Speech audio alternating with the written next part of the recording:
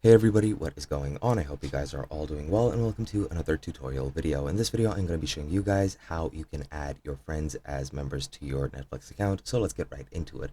Now, firstly, you can easily just share your account with somebody else, give them your login credentials, your email, and your password.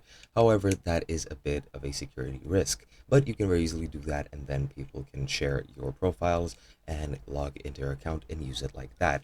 However, if I go into account, as you can see, this is what it looks like. These are my account settings. However, there is one option that is missing that is very important, and let me just switch to this.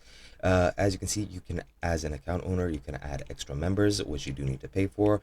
As you can see, a standard plan can add one extra member, the premium can add up to two.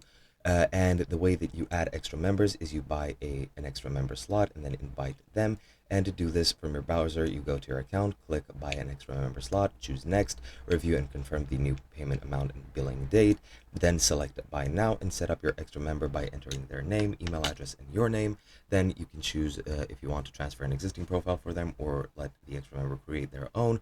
And then the extra member will receive an email with a unique invitation link, or you can just manage extra members and copy the invitation link and send it directly.